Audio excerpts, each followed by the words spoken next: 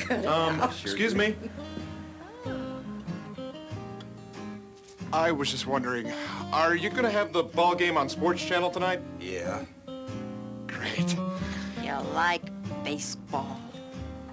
I like the Indians.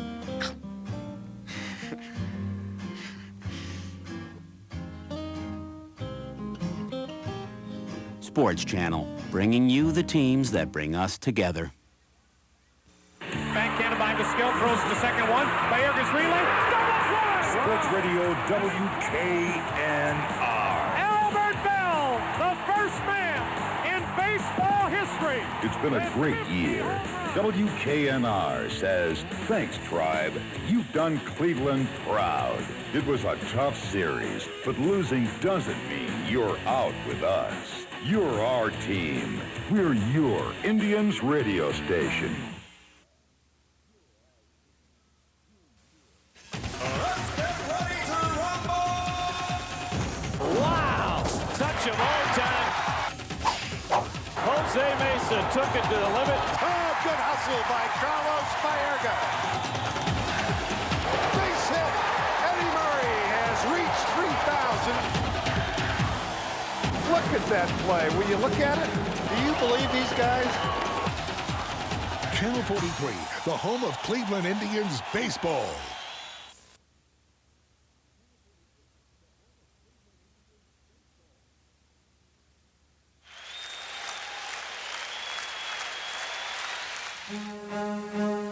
Hi, everybody. I'm Mr. Music Norman Knight. You know, the last time the Indians won a World Series was in 1948 under the shrewd leadership of Bill Veeck. I know, I was there as a youngster.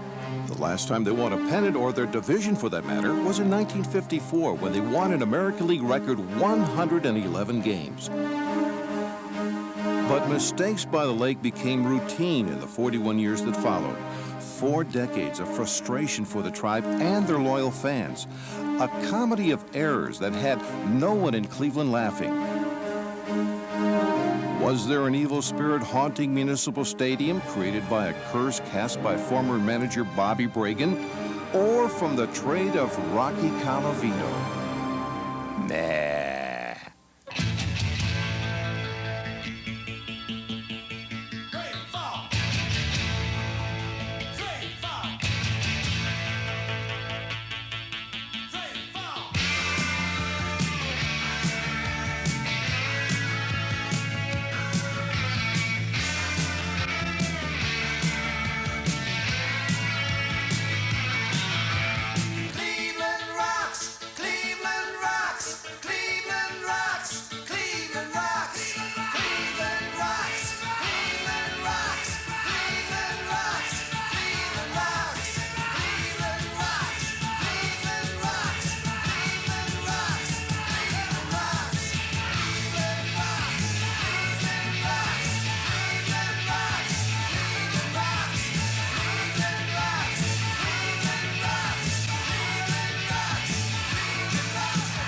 Swung on line down the left field line.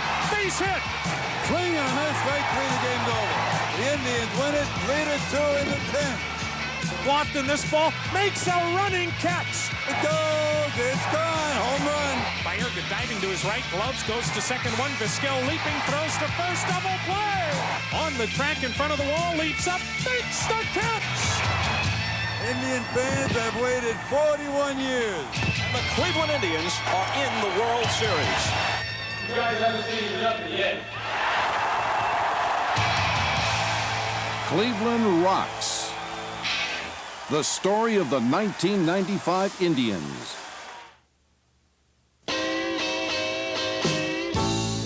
No question, Cleveland has undergone a resurgence of late, highlighted this summer by the opening of the Rock and Roll Hall of Fame. But this year, the real excitement in Cleveland had its roots in Jacobs Field. It's an overdose of happy pills. I mean, everybody's smiling. It's a great mood. Nothing that you would expect out of a city like Cleveland. As many problems and hard times that they've endured over the years. But I guess part of the rebirth, the renaissance of the downtown, and I think a lot of people across the country are going to be jealous. This has really been a story in baseball, here's a city that was down, a city that was out, a franchise that was down and out, and I think the two have mirrored each other. I think the rise of the Indians and the rise of Cleveland have sent a real good message throughout baseball. But no one knew just how great a season it was going to be.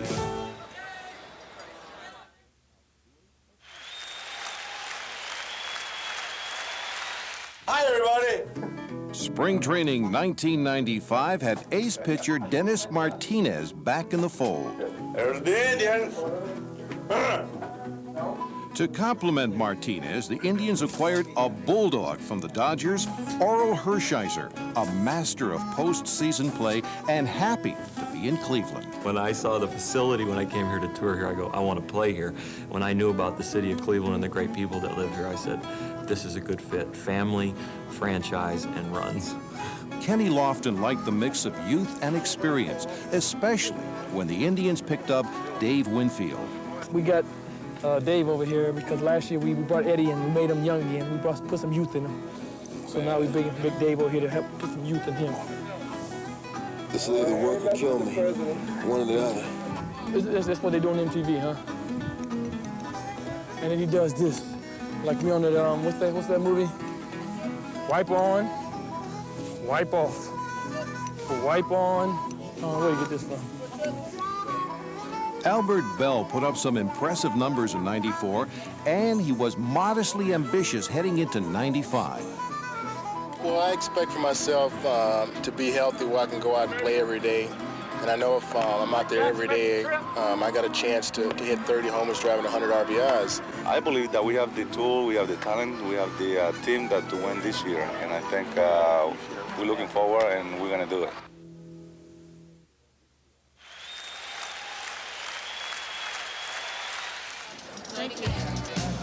After spending the first week on the road, the 4-3 Indians finally came home. May 5th, Jacobs Field was sold out some 41,000 strong. Charles Nagy was the pitcher for the Tribe's home opener, and he took Minnesota in stride. Got him. And Albert Bell served up a sneak peek of things to come. Hit well to left field. Back to the wall and off the wall. Baerga will score. He's being waved around by Jeff Newman. Albert Bell into second with a double. Even 39-year-old Eddie Murray looked younger than ever. Lined up the middle, off the glove of Notwar. Bell's going to score. And they carry that 5-1 lead into the ninth, where Jose Mesa, heir apparent to the closer role, got his first save of the year. Up the middle, Omar to Baerga, on to first, double play number 5, and win number 1 at Jacobs Field.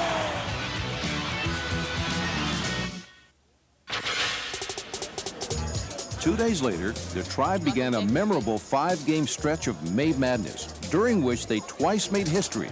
Game 1, down by 1, bottom of the ninth. There's a drive, deep right field. Puckett is back to the warning track, to the wall, looks up, it's gone. Eddie Murray has tied the ball game. Tied at 9 with Minnesota, and so it stayed. They played 6 hours and 36 minutes. They used 17 pitchers between them, 132 baseballs. Finally, in the 17th inning, Kenny Lofton. 2 or 3 times I said, okay, I'm gonna do it. And I struck out one time and I ground out another time, and I said, well, I'm gonna just try to hit this ball back up, right back up the middle, and basically that's what I did. Lofton up the middle into center field, a base hit. It is finally over. The longest game in Indians history. The Indians win it in the bottom of the 17th, 10-9.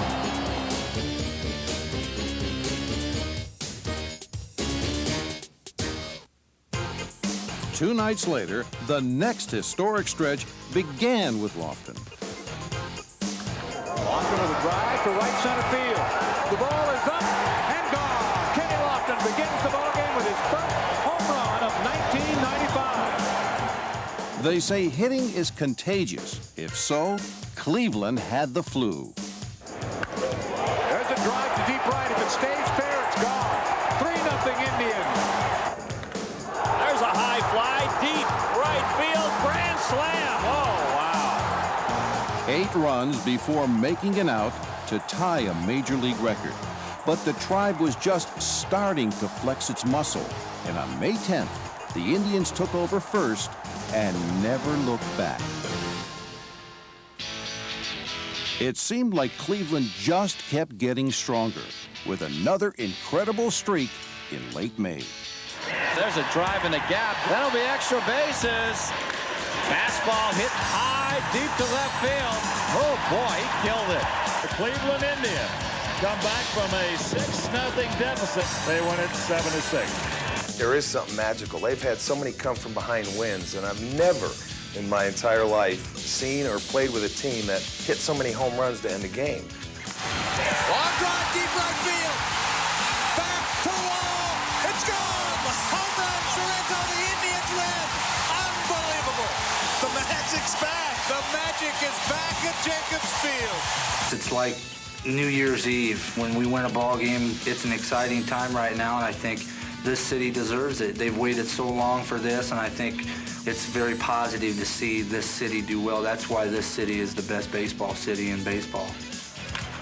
There's a drive into shallow center. This ball is hard. I think he caught it. He got a hanger. Bye. Jose Mesa comes on as they win it 6-3. That's crushed to deep right field. Gore snags it with one hand on Tommy the run. belts it. Deep right. Way back. Gone. The Indians have done it again. Jim Tomey with a game winner. And there was no doubt about that one. Oh. The fans wouldn't leave like they always have. You know, everybody that does it, they never leave. They make you come out, and I think it's just been a lot of fun. Every time somebody goes to the plate in the 9th or 10th or 11th inning, you always expect for something good to happen, and it has. One night later, it happened again as Tomey crushed another game-winning home run, all part of a 16-2 stretch that ended in mid-June, with Cleveland now holding a 7-1/2 game lead.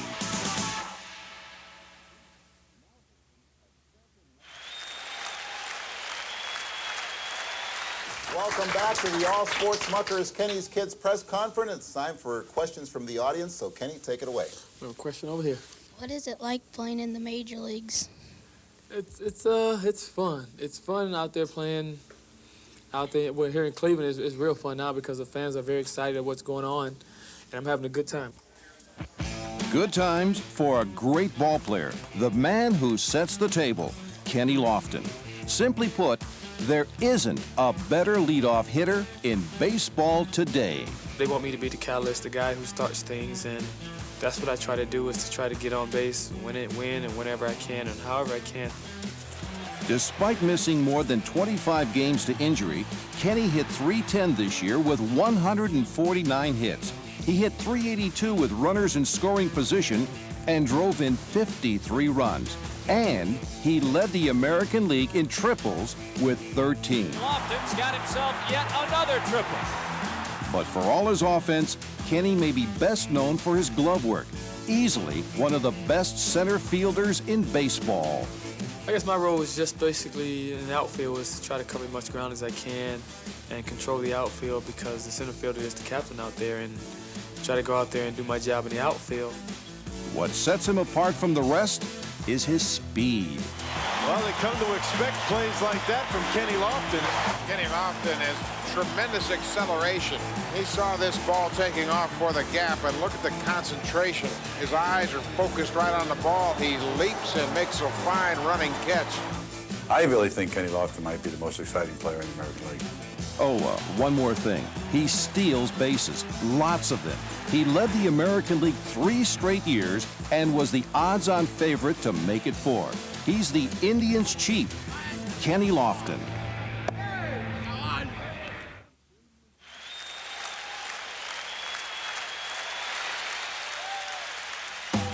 June 19th was another typical night in Cleveland. The Tribe and Boston were tied, and Manny Ramirez was leading off the 10th. But it was also typical because a full house of fans waited in anticipation. Somehow the baseball fans have come out. I mean, coming here in years past, we didn't have a whole lot of people in the stands here, but I don't know if it was the facilities that brought it out, but they expect certain things, I think, just from the way we played in the 2 years that we've been here, and we expect them. I don't miss a game. When I finish up and close out, I go find a place where I can stand and watch the rest of the game because you know they're going to come back. Bottom half of the 10th. Nobody out.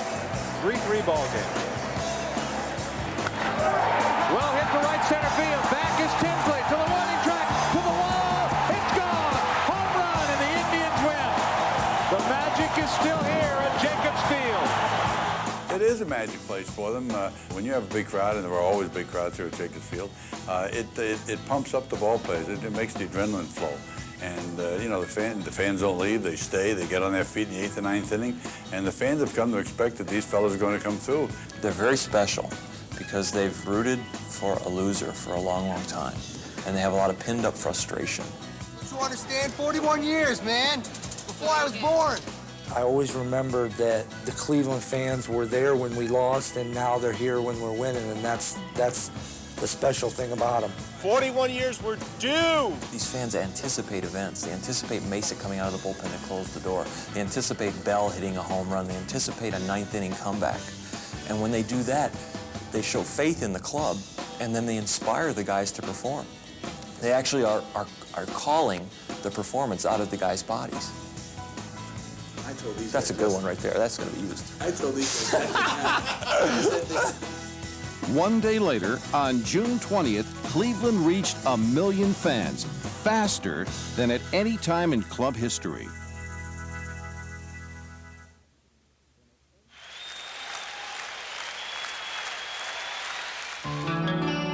The leadership of Eddie Murray was a big part of Cleveland's year. He hit .323 and provided the kind of wisdom only a 19-year veteran can. Eddie's the true professional. You know, it seems like whenever we need a big hit, whether a base hit, double, homer, Eddie stepped up and, you know, been that leader that, you know, we've had from him for the last 2 years. There's a drive, deep right field. Puckett is back to the warning track, to the wall, looks up, it's gone. Eddie Murray has tied the ball game. It's definitely been a big boost. Just, you know, I'll try to be like him, you know, just go out and play hard every day, and you know, whether we have aches or pains or not, just, you know, suck it up and continue to play. Well, actually, that's the way it's been. If I just be me, things happened. I found out, I think, my first year playing, second year. I mean, there were guys that were looking up to me as a 21, 22-year-old, and I don't understand this. But it just said it was about the way I went about playing and, you know, just little things that you did. You didn't have to go around doing a whole lot of talking, even though I find myself trying to, let's say, verbalize it more to the guys because everybody's got to be on the same page. And still another page in the record book beckoned for this future Hall of Famer as the countdown continued to career hit number 3,000.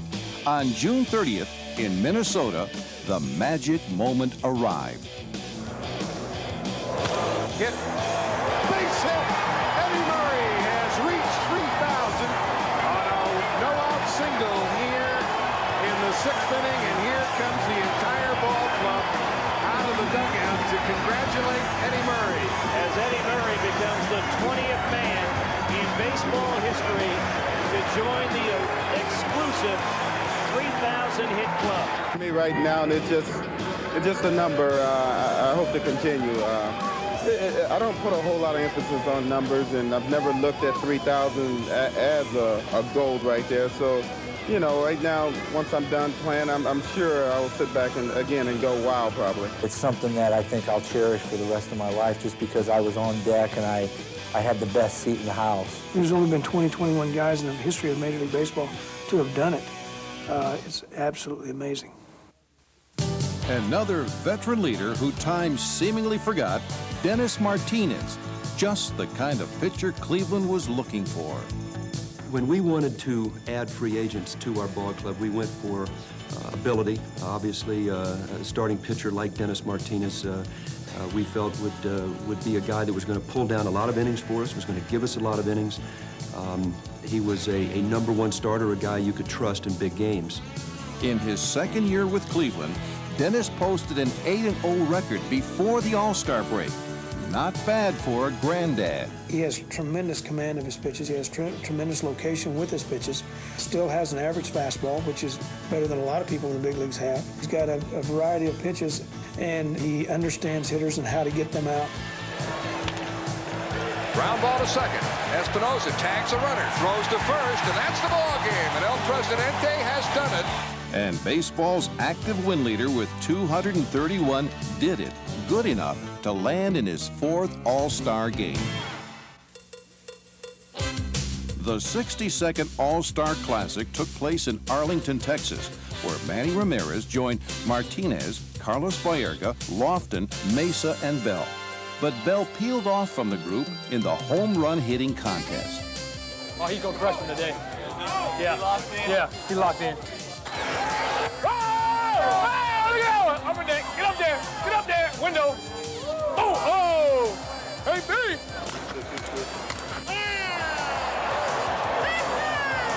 There's upper deck, way up there. Yeah, baby. Oh, he wanted to be selective, and boy, did he select this one. Another second decker for Albert Bell. Home run number 7. Hey, baby. Bell finished second in the deep drive derby, but in the game itself, this man excelled. Second baseman, Carlos Baerga. That's hit fair inside the line. And so Baerga gets his 3rd hit. He is 3 for 3. And you're talking about one of the toughest outs in the American League. 2 straight years of over 200 hits, 20 home runs, and 100 RBIs. You just don't see that anymore. The thing that drew me to him, other than his obvious physical talent, was that the way he absolutely enjoyed playing the game, and he didn't mind showing everybody enjoyed it. A 3-time All-Star, Carlos was the 3rd hardest man to strike out in '95. For the 4th straight season, he hit .310 or better, .379 with runners on base. Carlos does everything well, and that can be a problem. It's very easy to overlook a guy like Carlos because Carlos is so consistent. 3-2 pitch on the ground, and Napier got a piece of it, but not enough. Lofton will score easily from second, and Baerga has his 2nd single and his 2nd RBI. There's so many things that he does that when he does them, you just think, yeah, I can't believe he did that. He's a tremendous talent, swings the bat very, very well. He's a smart player, and he's a winner. Well, I give credit to, to my teammates, because when you have a team like this, that everybody can hit, it's contagious, and everybody, go in there, get a base hit, you want to get a base hit too, and that's why the team is so special. You have 9 good hitters in this team. And it's no surprise that Carlos was happiest about the team's success of the first-placed Indians. Well, it means a lot, I work hard for this, and I know that I'm waiting for it. I never win in the minor leagues, I never win here in the big leagues, and this is going to be my first chance, and I hope that we can get there, where we want to be in the World Series. After the All-Star break, the first-place Indians began to pull away. They went 11-1, including their first-ever 4-game sweep of Oakland. Dennis Eckersley, meet Manny Ramirez. Comes inside, high fly ball, deep left field. Henderson looks up, the ball is gone, and the Indians win the game. Manny Ramirez, a 2-out, 2-run home run in the bottom of the 12th inning. The sweep is complete. Came in with a fastball and tried to jam him, and Manny just waylaid on the ball and just planted it in the left field bleachers. And X comment was like, I think this guy's going for a base hit. I throw my fastball in the jam him, and this guy is just swinging from his tail. That youthful exuberance came through, I think, as Manny see-ball, hit ball. It was during that July 16th win over Oakland that Bell hit his first home run of the second half, just his 15th of the year. But there were plenty more to come. Once I did the home run contest, I felt like I found my home run stroke, and just pretty much been doing it ever since the break. 2 days later, he hit the most dramatic home run of the year as Cleveland trailed the Angels 5-3. Bottom of the ninth, bases loaded, one man out. Nobody's left the ballpark. Everybody's still here. The all-time save leader against the Indians cleanup battle. This is baseball at its finest. You know, in that situation there, you know, I had a pretty good idea. I mean, Lee Smith just going to go right after you. You know, he threw a couple balls, and I was looking for another fastball by him, and, you know, he got a slider out over the plate. I think it was a little bit higher than he wanted to, and just stayed back and hit it straightaway center field. Line to center field. Back is Edmonds to the warning track to the wall. It's gone. A grand slam home run. The magic continues. The Indians win. Unbelievable. Eckersley on Sunday. Tonight, Lee Smith. It's almost like you could see it happening. You know, as soon as they got one guy on base, the confidence started to build and pick up, and that's how it's been. And what higher tribute is there to a sweet swinger than to gain snack food immortality with your own candy bar? Walking around the press area today, they had the Albert Bell Bar out there. You know you're a star when they have a candy bar named after you. Albert Bell. That's one of the reasons why we're in first, you know, we eat a lot of candy bars. I would not put anything in my mouth that had a picture on it that looked like this. That's why Mason's throwing about 105 this year. He's been eating a lot of Albert Bell bars. Yeah, this is why I eat a couple, you know, because, you know, it makes me throw harder. Well, Jose has good reason to be laughing. For after spending most of his career as a starter, he emerged in '95 as the best closer in baseball. He went to the Dominican Republic this year and worked on that, being a closer down there for his ball club. And we said, Jose, you're the guy. Let's go get him. And that's exactly what he did all season long, especially following a pivotal series in Boston. Probably the defining moment for Jose, we were in Boston. We had men on first and second, and Mo Vaughn was the hitter. And we had Paul Assenmacher warmed up for that eventuality that we got to Mo Vaughn, and decided if Jose was ever going to be a closer, he had to get people like this out. And so we rolled the dice. And he struck Vaughn out and closed the game, and really has done a tremendous job since then. So I think that was probably the defining moment as far as the development of Jose. Mesa recorded a Major League high 46 saves in 48 chances to set a new franchise record. You know, every time he comes out, especially when we get a lead, we pretty much know the game's over. When you're a closer, you got to do it. Okay, I got three guys to face. If they hit me, they hit me, but I'm going to get everything I got, and I'm going to try to get him out. The ball game is over. Mesa with 2 strikeouts. He works a perfect 9th inning. He throws the ball, you know, in the mid to high 90s. Here's the 3-2 pitch. Got him swinging. Wow, what location, what a fastball. That goes to show you how hard Mesa's throwing. That ball right by him. And you throw a 93, 94 mile an hour sinker to the plate, it's very difficult to hit. Good morning, good afternoon, and good night. And he broke Dennis Eckersley's Major League record by recording saves in 37 consecutive opportunities, eventually reaching 38. Ground ball by Erga, and Mesa has saved himself a record. This is one Mesa who never plateaued. Jose, can you see, is the best. The first thing that put the staff in order was Jose Mesa, securing the stopper roll so that the rolls in the bullpen could then be set. And that made our bullpen outstanding because it took some great arms that were vying for the stopper roll and put them into setup rolls, and those guys performed awesomely. Swing and a miss at a breaking ball. Assenmacher gets his 3rd strikeout. And then you have a starting staff anchored by Dennis Martinez. And then you've got a Charles Nagy, who's a veteran big league pitcher, and a Mark Clark and myself, and a Chad O.J. having an unbelievable rookie year. Add a Kenny Hill. And I'd say I'd classify our staff as a very consistent, solid starting staff and an awesome bullpen.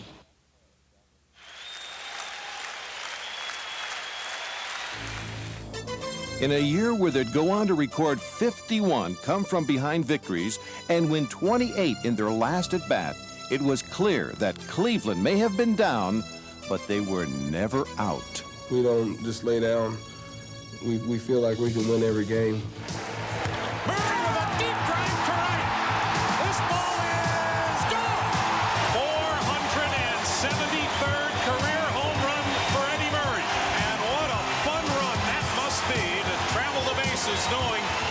just won the ball game in the bottom of the ninth inning.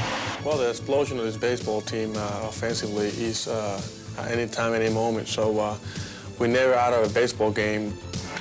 Here's a drive down the left field line. Well hit and out of here. All the streaks are extended. They're 9-0 in extra innings. They win for the 22nd time in their last at-bat, and it's the 7th time they've won on a sudden death home run. This one, number 6 on the year for Alomar, and the beat goes on for the biggest story in baseball this year, the Cleveland Indians. They're never out of a game, and I think they feel that way. And as you know, as the season has gone on, they've come from behind, and it's really reinforced what they feel. So I think they're very loose in the 7th, 8th, and 9th inning. They walk up there, if they're 3 or 4 runs down, it doesn't bother them. Well, we never give up. You know, we always in there, you know, no matter if we are 4 runs down, we're going to come back. And we've been doing it the whole year. Like Albert Bell on August 30th against the Blue Jays, 14th inning, tie game. 2-1 offering. A swing and a drive to deep left center. Way back. It is gone. Albert Bell has done it again. A 2-out game-winning home run here in the 14th. And he is being mobbed at home plate. There's a thought when he comes up to the plate, not only with the team, but in the crowd. They sense when Albert comes up, they ring that bell, and these people are going crazy in the stands. They're waiting for it. And it's almost to a point now where they're expecting it to happen. But really, could he do it again? The very next day, with the game this time tied in the 10th? Bell lines one to deep left. Goodbye to the home run porch. Albert Bell for the 2nd night in a row with a game-winning home run. This time a 2-run shot down the left field line. And once again, a home plate celebration. Everybody's excited. I think they were kind of in shock that it happened 2 days in a row. Oh my God, everybody was there, you know, and there we go again. We were celebrating, hitting everybody, just jumping, and it was exciting. Dave Winfield and I lockered next to each other all year, and we'd come in after our wins, especially the 27 come from behind wins in the last inning, or, you know, the late innings. We'd come in and we'd go, these guys don't realize this just doesn't happen. You know, we're ruining young guys' careers this year because they're going to go the rest of their careers, play 10, 12 years, and maybe never play on a team this good. People talked all year about how good the Cleveland hitters were in '95. But what about the pitching staff? Our pitchers had the best ERA in the league, but people, you know, didn't look at it. The pitchers are not jealous of any of the PR that the hitters have gotten because there's no way we'd ever want to upset them. We enjoy them scoring the runs. We enjoy them hitting the home runs out and us getting the W's. We'll quietly go home and read the morning paper and see a W next to our name, and we don't need a headline. Just the W next to our name is fine. Charles Nagy had 16 W's for the Tribe in '95 to tie Oral for the team lead. And he finished with a flourish, 6-1 in his last 8 starts. He struck him out. Number 12 for Nagy today. He's racking them up now. 1 ball, 2 strikes to Jay Buhner, the pitch. Curve got it. You don't often see Jay Buhner look helpless at the plate, but that curveball had him twisting and bending out of control, and Nagy sets down the last 14 men in the ball game. We thought that the possibility was there for us to have a strong pitching staff, and that really has happened for us with our starting rotation. It took Hershiser a couple of starts to learn the hitters in the American League, but he did learn, and in the second half of the year, he was a solid 11-2. As I see a hitter's reaction to my particular pitches, I can start to dissect where I think holes are. So in not knowing the league and facing the hitters, it took me a while to get that kind of experience. Twice, Oral won 5 straight decisions, and the Indians went 19-7 in his 26 starts. Ground ball could end the game. Bang to Toronto, and the Indians won it. A brilliant shutout victory for Oral Hershiser. In the shadow of the offense, the solid starting pitchers had to be a source of great pride for the Tribe.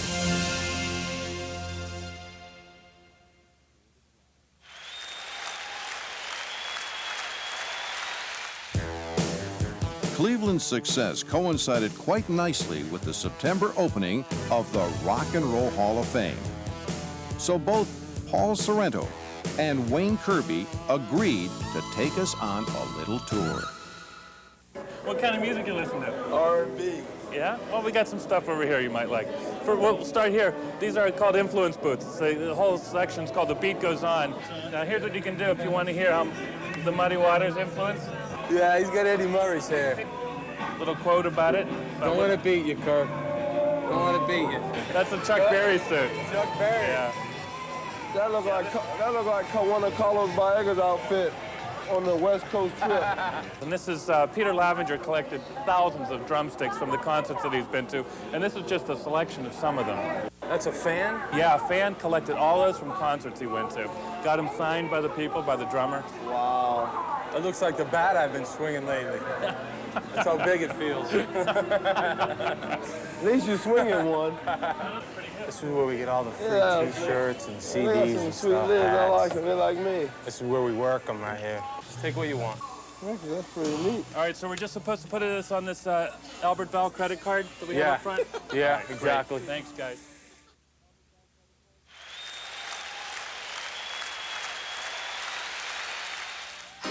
Two days after breaking Lou Gehrig's record, Cal Ripken Jr. brought his Orioles to Cleveland. There he witnessed another memorable moment for which Cleveland fans had been waiting for 41 years. The 3-1 pitch. Right back up the middle. This will score two. Lofton will score. Baerga around third. He will score. 3-0 Cleveland on the two-out, two-run single by Eddie Murray. More than enough for the Indians, who wrapped up their first title since 1954, the earliest clinch in Cleveland history. In the air, Tomey at third, and the season of dreams has become a reality. Cleveland, you will have an October to remember.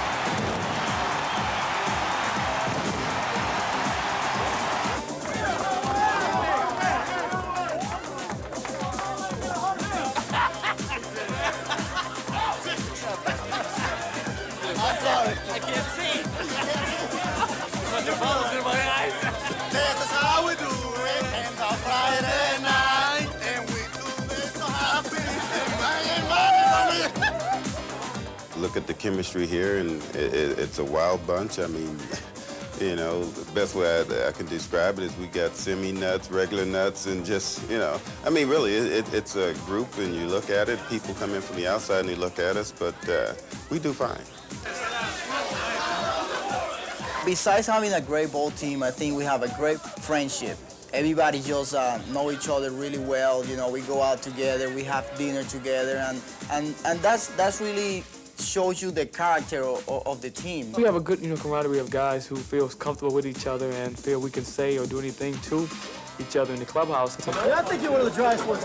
Yeah, I am, because I'm pretty quick. I've been dodging these guys. There's this little man right here trying to put ice on me, but I'll be all right.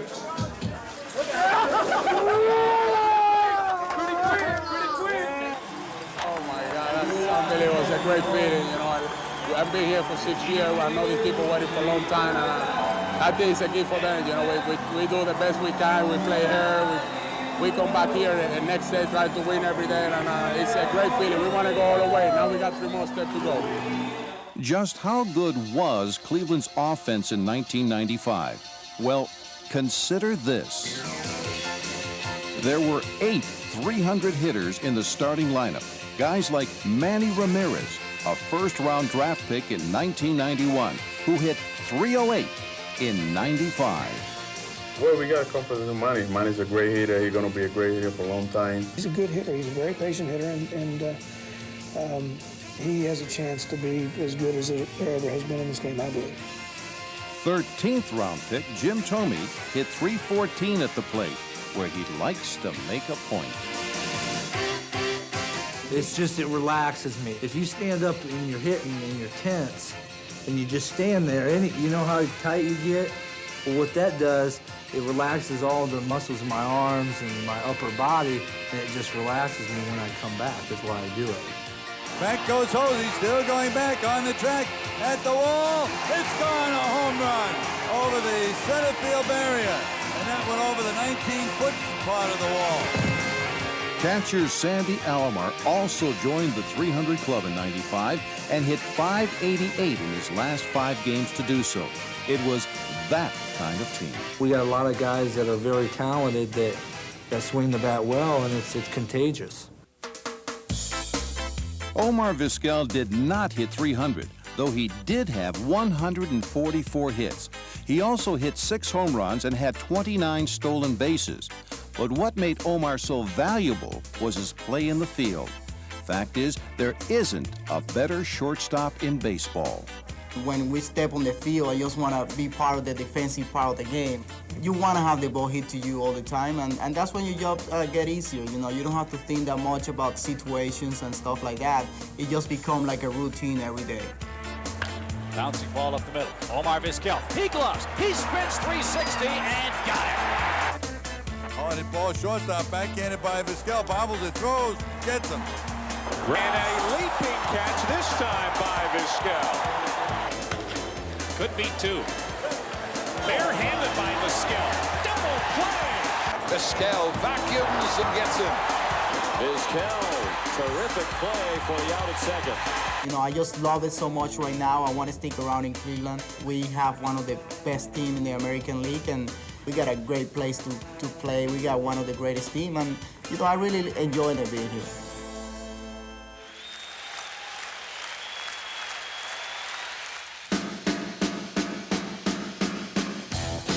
Meanwhile, Albert Bell was making a shambles of his modest preseason goals. He got his 50th double in September, and folks had to ask, could he possibly hit 50 home runs as well? Albert can get as hot as you'd ever want to see anybody get, and go on a home run binge that just, you know, it just amazes you. Belted to deep left center. Holy cow, is this crushed to the upper deck. His second grand slam in 1995. Ripped to left field. Does he have enough? Yes, sir. Touch him all time for Albert Bell. Unbelievable.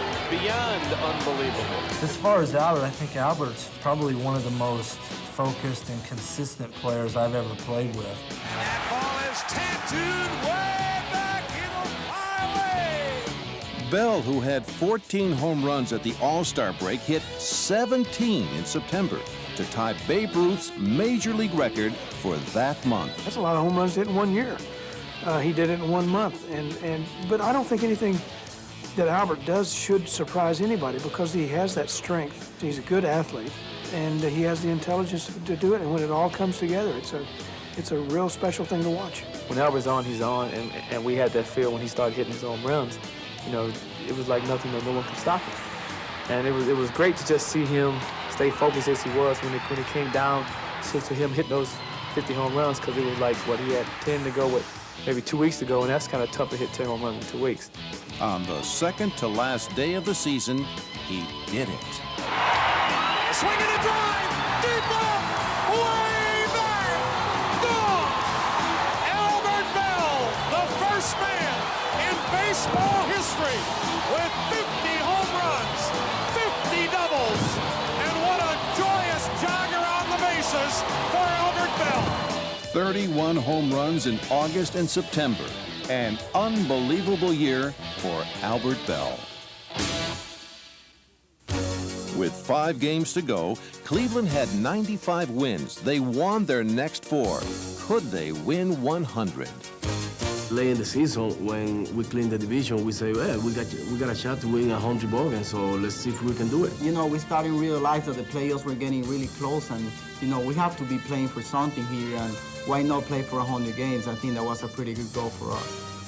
To get 100 wins in a 144-game season would indeed be miraculous. But Lofton, who'd win the stolen base title for the 4th straight year, led off the game with his 53rd.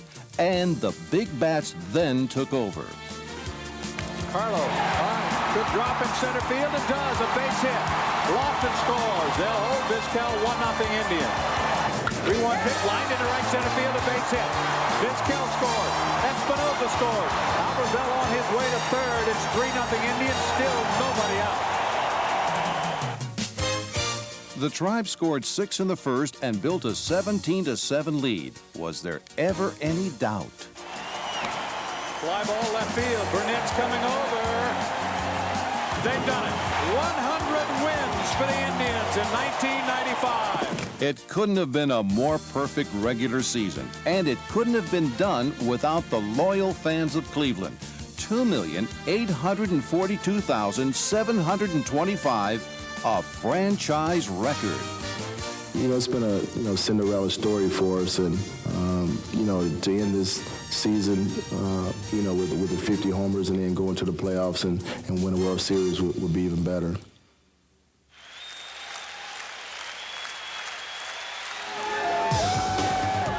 And so Jacobs Field played host to the first postseason game in Cleveland in more than 4 decades. A best-of-5 division series against the Boston Red Sox, who took a 4-3 lead in the 11th inning. But Bell's been here before, and Boston had good reason to worry. Here's a smash to deep left. This ball game is tied.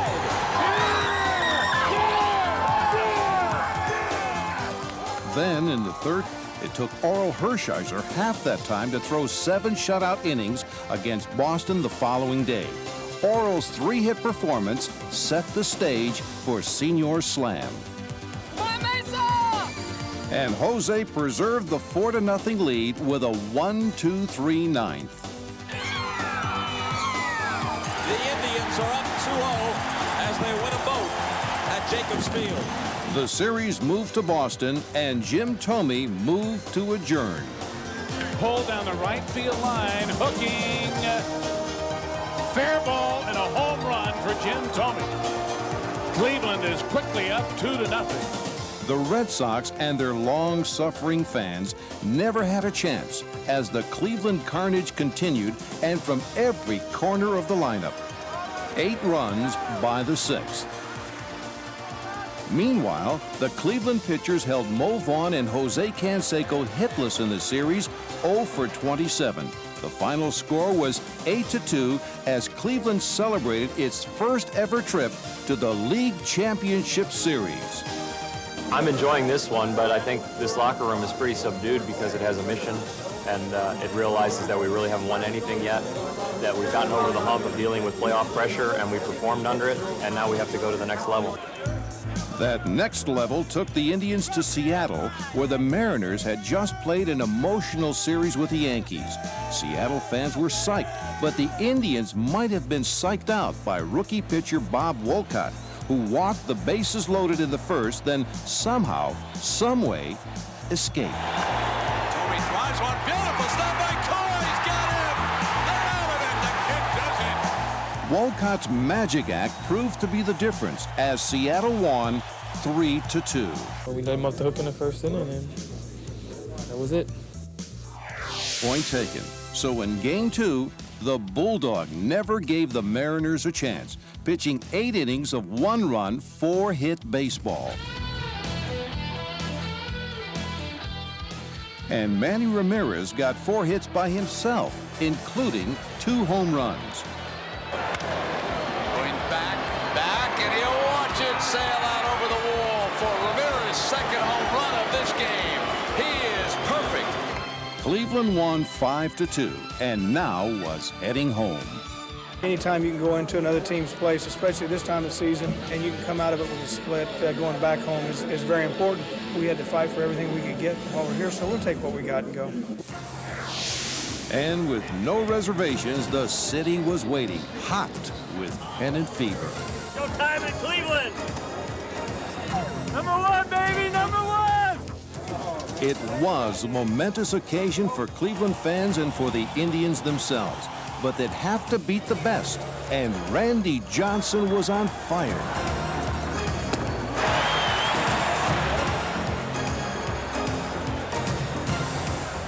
Fortunately for the Tribe, Charles Nagy was matching Johnson pitch for pitch, and trailing by 1 in the bottom of the 8th, Lofton faced Johnson with a runner on second. And this one is slashed to the hole for a base hit. Kirby around third. Coleman charging. There'll be no play at the plate. The game is tied. So it remained until the 11th when a 3-run homer by Jay Buhner gave Seattle a 5-2 triumph. Down 2-1, Cleveland called on the Wild Thing, Rick Vaughn, from the movie Major League.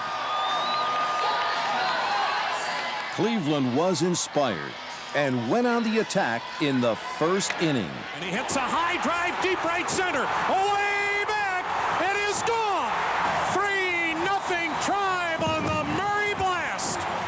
With Albert Bell stuck on the bench with a sprained ankle, both Murray and Jim Thome came up big for the Tribe. He delivers. There's a high drive, deep left field. Back it goes. It is gone, a home run. Jim Thome, an opposite field home run. The Indians lead it 6-0. But then, near disaster, as Slider, the Cleveland mascot, slipped and fell. He was up on top of the wall out there doing his dance between innings and then fell. Slider's scary slip could have sapped the spirit from the fans, but fortunately, they had Ken Hill, who pitched 7 innings of shutout baseball. With the Tribe up 7-0, Jacobs Field awaited its first league championship victory. 1 strike away from evening the series. The 2-2 to Rodriguez. Got it. O.J. and Embry combined to strike out the side of the ninth. Hill is the winner. It now becomes a best 2 out of 3 series for a trip to the World Series. Well, Slider did survive, and his support in Game 5 must have somehow given Hershiser quite a lift.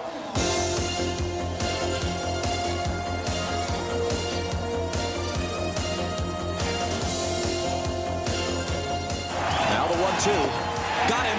8 strikeouts for Hershiser. Trailing 2-1 in the bottom of the 6th, Cleveland put a runner on for the suddenly red-hot Jim Thome. A swing and a drive. Deep right. Away back. It is gone to the second deck. And the Indians now lead it 3-2. What a titanic blast by Thome.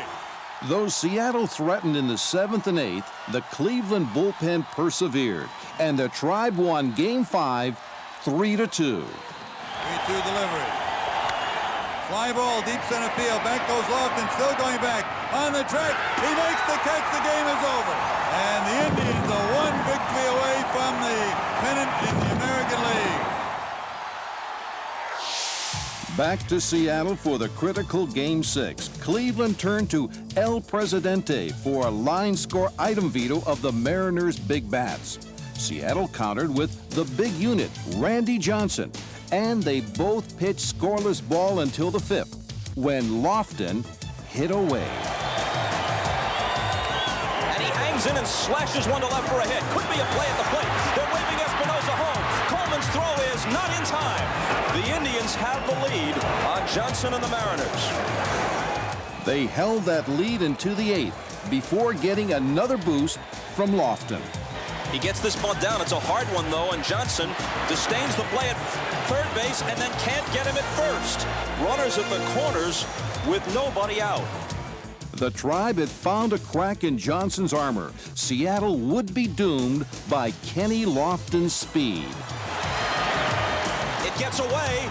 Heading home is Amaro. To third is Lofton. They have no play. And now here comes Lofton all the way. And he scores. He never stopped. Kenny Lofton made this inning. Beating out a bunt, which for almost anyone else would have simply been a sacrifice. Stealing second. And then racing all the way in from second as the ball got away from Wilson on either a wild pitch or pass ball. A 4-0 lead in the 9th. No problem for Mesa. Buhner grounds one to third. A long throw is in time. And the Cleveland Indians, after a 41-year wait, are in the World Series.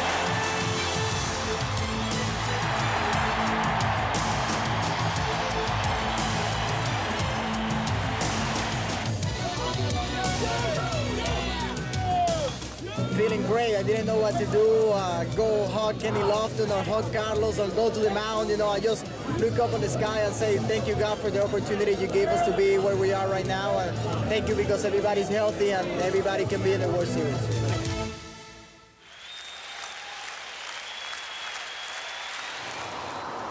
Finally, it was time for the 91st Fall Classic, Cleveland and the Atlanta Braves.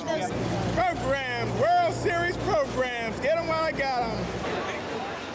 Cleveland fans showed their support in Atlanta, and Oro pitched a solid first game.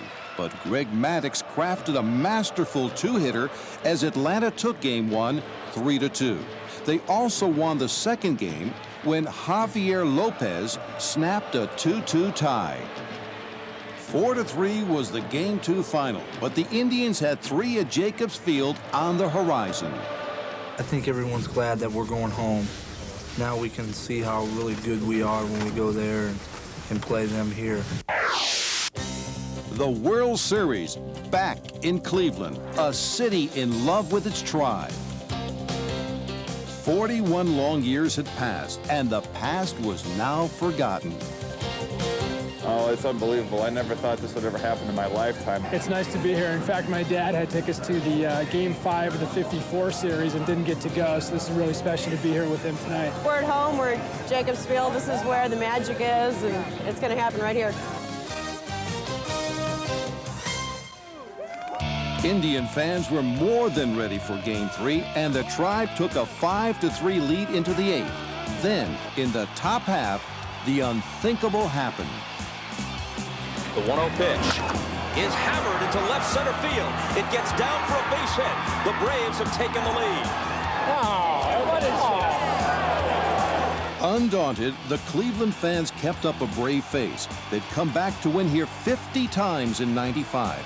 And in the bottom of the 8th, with runners on the corners, Sandy Alomar took a step toward 51. On the first pitch, he hits it between McGriff and the bag. The game is tied. Kirby, the pinch runner, to third. Stopped there by Newman. Alomar on his way in with a double, and he pumps his fist as he gets there. Tied at 6, and incredibly, Mesa would pitch a full 3 innings with plenty of help from his defense. Hit hard, and Perry scoops it up, preserving the tie. Perry just in, and what a play he made, and what a time to make it. Up the middle. Baerga's at least able to stop it. Can he throw him out? Yes! Bouncing ball to Baerga. Vizquel 1, Perry 2, and now they give themselves another chance to win. Carlos Baerga led off in the bottom of the 11th. Baerga smacks one into right center field. This is going to split the outfielders and go to the wall. Baerga doesn't run that well, and he's content to stop at second base. Cleveland fans could feel it. A walk to Albert Bell, and it was up to Eddie Murray. I guarantee you, he's sitting fastball here and trying to go. He lines it into center. Here comes the pinch runner, Espinosa. Grissom fires to the plate. The Indians are back in the World Series. Cleveland had its first World Series victory in 47 years. Before Game 4, Indians legend Bob Feller looked to bring the Tribe a bit of luck and caught the outside corner in the process. Well, it worked at first, as Bell blasted a 6th-inning home run to tie the game at 1. But Atlanta prevailed 5-2. So Cleveland called on hometown boy Joe Walsh to shake its funk in Game 5, the final game at Jacobs Field, where life's been good in 1995.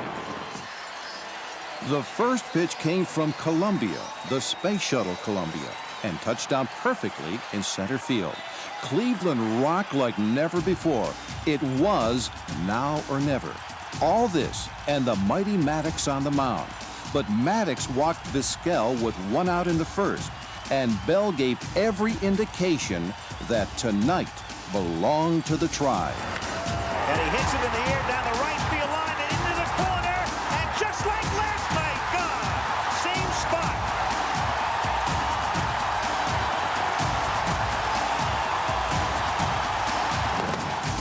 Bell's home run lit a fire under Cleveland. Maddox was no longer invincible. And with the next batter, that fire went to 4 alarms. Hello. Ooh. And Frank Foley steps in between. And now both dugouts will empty. Our back was against the wall, and a lot of people think about a person with their back against the wall kind of being pinned and scared. And maybe at times we were, but once the home run goes out and once Eddie gets knocked down, I think, yeah, now I started thinking about a prize fighter that just kind of got knocked down and kind of got woken up like, hey, I'm in for a brawl here and I'm ready to fight. Hershiser and Maddox are very calm in that whole thing. 2 choir boys in the middle of a riot. I just asked him, hey, were you throwing at him on purpose? And Greg said, no, I was trying to jam him. And I said, well, you're better than that. Kind of in a connotation meaning, you know, if you're going to come into somebody, it doesn't have to be at their head. And I know he probably wasn't trying to hit Eddie and hurt him, but he definitely was trying to knock him down. This guy, he can throw a ball in a teacup. So the ball, you know, the teacup was a little higher than I would appreciate being thrown at my player. But Atlanta flexed some muscle of its own and tied the game at 2 apiece. Then, in the 6th, the Indians put runners on the corners and with 2 out, turned their hopes over to Thome. And it's lined back through the middle to give the Indians the lead. Bell goes to third, 3-2. Next, Ramirez. That one's hit into right field to make it 4-2 by Ramirez.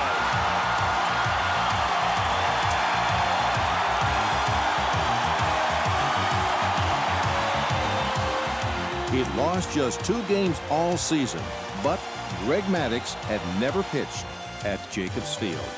Ahead now 4-2, it was up to Orel to maintain the lead. Hershiser had been saved by a double play ball in the 5th. Now in the 8th, with a runner on first and nobody out, he latched onto another. And that's a liner caught by Hershiser, throws to first. They got him for the double play. What a play! Well, there's a lot more emotion going on in my body than I show, and I'm trying to keep it all pinned up and use it in the right way, but I knew I only had 1 hitter left after that play with Mesa coming out, and I knew it was Bologna coming up, and it was like, I was just yelling, take that, take that. The crowd rose to their feet after the double play, and right then, all of that sound energized me completely. I felt like it was the first inning again. I had that much freshness back in my body, the exuberance. And then to strike him out and hear the crowd absolutely go nuts and Sandy have his fist go across his body, it was a fantastic feeling. Fantastic also described Orel's 8-inning, 5-hit performance. And now, in the bottom of the 8th, Thome looked to get some insurance. In that situation with us being up 4-2, I had nothing to lose, so I was trying to hit the ball out of the park is what I'm saying.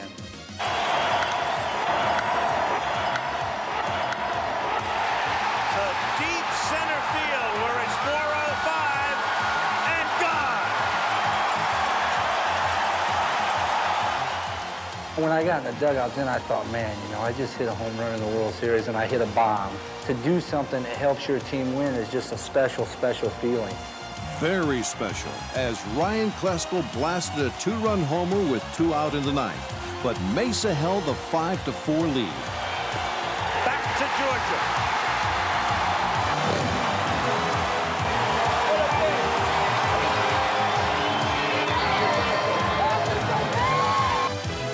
For Thome, the Tribe, and Cleveland fans everywhere, it was a moment to be cherished.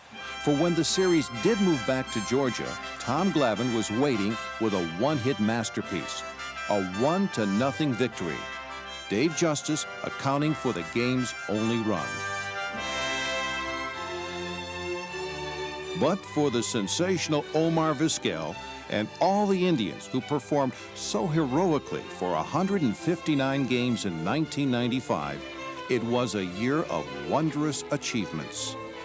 This has been one of the most exciting seasons for any team in baseball. I think it's gonna be hard just to tell, you know, somebody like in 2010, you know, the kind of lineup that we have in 1995.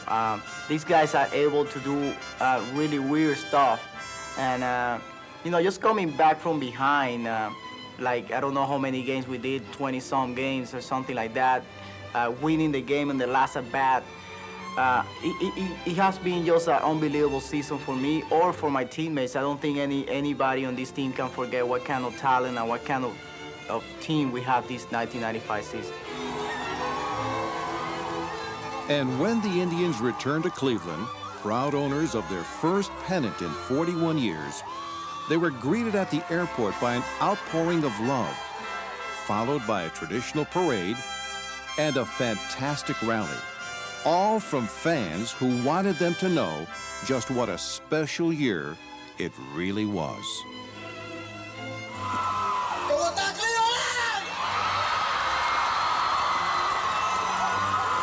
You guys are the greatest fans in the world. We showed that we've got the greatest fans. We showed all of the world that this is the greatest fans in all of baseball. This is the baseball city of the 90s. And for a team that lost the World Series, for you people to be out there at the airport that late at night, that cold, that'll show you some class. If hard work, pride, and talent gets you back to the World Series to win the World Series, this bunch of guys will do it for you.